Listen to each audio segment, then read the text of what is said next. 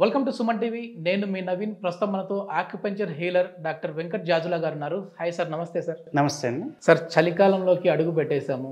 So అందరూ కూడా వణికిపోతూ ఉన్నారు.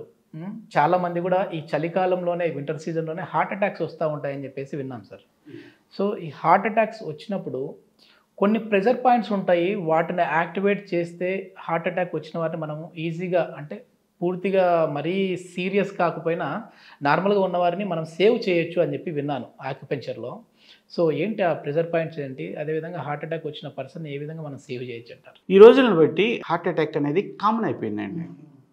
మెయిన్ ఈ హార్ట్ అటాక్ రావడానికి కారణం మనకు ఈ హార్ట్ పంపింగ్లో తేడా వస్తుంది. ఈ పంపింగ్ మనం లబ్ డబ్ అనే పదాలు విని ఉంటాం.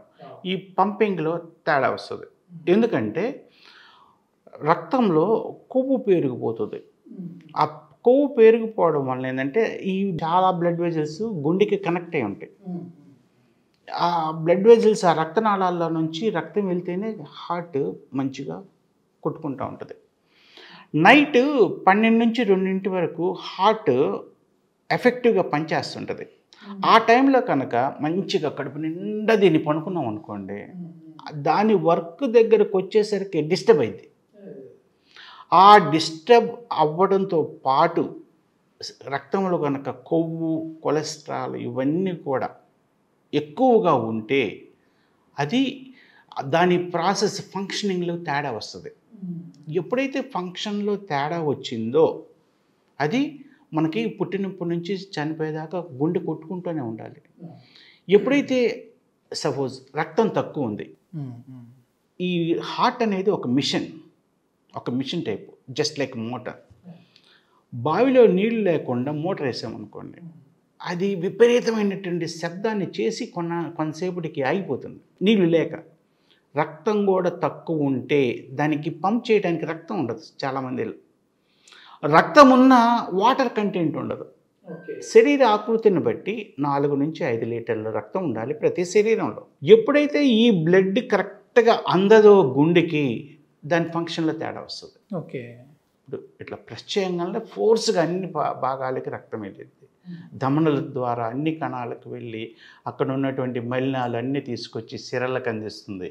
భూమి ఆకర్షణ శక్తికి వ్యతిరేకంగా సిరలు లంగ్స్లోకి వెళ్ళి ఆక్సిజన్ని కలుపుకొని మళ్ళీ గుండెకి వెళ్తుంది. ఈలోపు కిడ్నీ కూడా కొంచెం శుభ్రం చేసింది.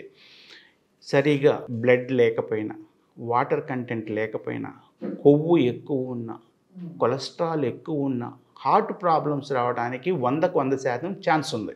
ఓకే, ఒకవేళ మనకి నిద్రలో హార్ట్లో ప్రాబ్లం వచ్చినా, లేదంటే వర్క్ చేస్తున్నప్పుడు ప్రెషర్ వల్ల కూడా వస్తుంది. వర్క్ ప్రెషర్ రీసెంట్గా మనం చూసాం కదా, కొద్దిమంది వర్క్ ప్రెజర్తోనే అక్కడ సిస్టమ్ ముందు కూర్చొని బ్యాంక్ ఎంప్లాయీని మనం చూసాము, తర్వాత ఐటీ ఎంప్లాయీస్ని మనం చూసాం. ప్రత్యేకంగా ఇప్పుడు జిమ్స్లో కూడా చాలా జిమ్ చేసేస్తూ కూడా హార్ట్ అటాక్ వస్తుందండి. ఎందుకంటే దానికి సంబంధించినటువంటి హెవీ వెయిట్స్ లేపటం వలన, ఇవన్నీ వల్ల కార్డియాక్ అరెస్ట్ అవుతుందండి. సో వీటన్నిటికీ కారణం మన జీవనశైలి విధానం. Okay, fine. జీవనశైలి విధానానికి మెయిన్ మనకి బాడీకి ఎక్సర్సైజ్ లేకపోవడం, క్యాలరీస్ ఎక్కువగా వచ్చేటువంటి ఆహారం తీసుకోవడం. ఫస్ట్ చేయాల్సింది క్యాలరీస్ తగ్గించాలి. ఫస్ట్ 2500 కావాలి జెంట్స్కి, లేడీస్కి 2000 కావాలి. వాటికన్నా 1500 ఇట్లా వచ్చేటువంటి క్యాలరీస్ ఫుడ్ తీసుకుంటే పర్ డే, కొన్నాళ్ళకి ఈ హార్ట్ అటాక్లు, ఈ ఫ్యాట్ డిజాల్వ్ అయిపోయి ప్రతి ఆర్గాన్ కరెక్ట్గా ఫంక్షన్ చేస్తుంది. ఉదయం 3 నుంచి 6 గంటల వరకు ఎక్కువ ఈ కార్డియాక్ అరెస్టులు వస్తుంటాయని విన్నాను సార్. ఎందుకు ఆ టైంలోనే? ఆ టైంలో ఏంటంటే అదే చెప్పాను కదా, ఆ గుండె చేయాల్సినటువంటి ఫంక్షన్ చేయలే ఆ 12 to 2 మధ్యలో. ఎందుకంటే దానికి మంచిగా 10ంటికి తినేసి బిర్యానీలు అన్నీ పనుకుంటే శరీరంలో ఉన్నటువంటి రోగ నిరోధక వ్యవస్థ అంతా కూడా ఇక్కడికి వచ్చి పనిచేస్తూ ఉంటుంది. ఇది అంతా అరిగేసరికి 2, 3 అయింది. మన టైం మనం మారుస్తాను, గుండె పనిచేసే సమయం తప్పిపోయింది. అది అందువలన కొన్నిసార్లు ఏంటంటే నిద్రలో హార్ట్ అటాక్ రావచ్చు, హార్ట్ భారంగా ఉండొచ్చు, వర్క్లో భారంగా ఉండొచ్చు, ఏదైనా వస్తే ఆకుపంచర్ ట్రీట్మెంట్ ద్వారా ఒక సిస్టమ్ని చెప్తాను నేను.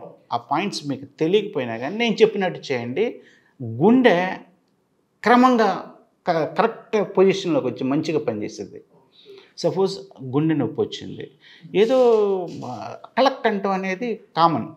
ఇప్పుడు బాగా విపరీతంగా గుండె నొప్పి వస్తుంది, చెమటలు పడుతుంటే దడదడ అంటుంటుంది. అప్పుడు ఏం చేయాలంటే, మనకి చెయ్యింది కదా, ఇది మనకి ఇక్కడ పాయింట్స్ ఉంటాయి, హార్ట్ ఛానల్ అంటాం, హార్ట్ మెరీడియన్ అంటాం ఆకుపంచర్ సైన్స్లో. ఇక్కడ నుంచి హార్ట్ మెరీడియన్ వెళ్తుందండి. ఈ మెరీడియన్ ఇలా వెళ్ళి హార్ట్కి కనెక్ట్ అయి ఉంటుంది. ఇప్పుడు మనం ఏం చేయాలంటే ట్యాప్ చేసుకోవాలి, గట్టిగా ట్యాప్ చేయాలి. ఒక 3 to 4 minutes మంచిగా ట్యాప్ చేస్తూనే ఉండాలి. ఈ 2 చేతులకి చేయాలి, 2 చేతులకి చేయాలి గట్టిగా. ఎవరైనా వింటారేమో శబ్దం వస్తుంది అనుకోకూడదు, ప్రాబ్లం మంది, మనమే ట్యాప్ చేసుకోవాలి. ఈ సంక్ ఉంది కదా, ఇక్కడ ట్యాప్ చేసుకోవాలి. ఇది హార్ట్ ప్రాబ్లం లేని వాళ్ళు చేయొచ్చా సార్? చేయొచ్చు. శరీరం మొత్తాన్ని ట్యాప్ చేసుకోవాలి ఉదయం లేచిన తర్వాత. అప్పుడు అన్ని మెరీడియన్స్ యాక్టివేట్ అవుతాయి, అన్ని ఛానల్స్ యాక్టివేట్ అవుతాయి. మధ్యలో ఏదైనా బ్లాకేజెస్ ఉన్నా, ఇప్పుడు శ్వాస తీసుకోలేకపోతుంటాం, ట్యాపింగ్ ద్వారా ఏమవుతుంది, ఆ బ్లాకేజ్ క్లియర్ అవుతుంది, మంచిగా శ్వాస తీసుకుంటాం. ఈ విధంగా ప్రతిరోజు ఎక్సర్సైజ్ చేస్తూ ట్యాపింగ్ చేసుకుంటుంటే అన్ని ఆర్గాన్స్ హెల్తీగా పనిచేస్తాయండి. చిన్న పిల్లల్లో కూడా మనం చూస్తూ ఉన్నాం సార్. మొన్న న్యూస్ అయితే 12 సంవత్సరాల పిల్లడికి కార్డియాక్ అరెస్ట్ అయింది సార్. కరెక్ట్. సో అసలు ఈ చిన్న ఏజ్లో కూడా ఇట్లాంటివి వస్తూ ఉన్నాయి. అందుకు మనము అంటే ఈ ప్రాబ్లం ఉన్న వాళ్ళని కాకుండా మన బాడీని అనేది ట్యాపింగ్ చేసుకోవడం వల్ల అన్ని ఆర్గాన్స్ అనేది యాక్టివేట్ అవుతాయి, అన్ని సెల్స్ అనేది యాక్టివేట్ అవుతాయి అని చెప్పేసి డాక్టర్ గారు చెప్తా ఉన్నారు. సో ఇంకా ఏదైనా మీకు డౌట్ ఉంటే, ఇంకా ఏ డిసీజ్ గురించి అయినా సార్తో కాంటాక్ట్ అవ్వాలి అని అంటే కాంటాక్ట్ నెంబర్ మేము ప్రొవైడ్ చేస్తా ఉన్నాం, మీరు సార్ని డైరెక్ట్గా మాట్లాడచ్చు. Thank you sir. Thank you so much.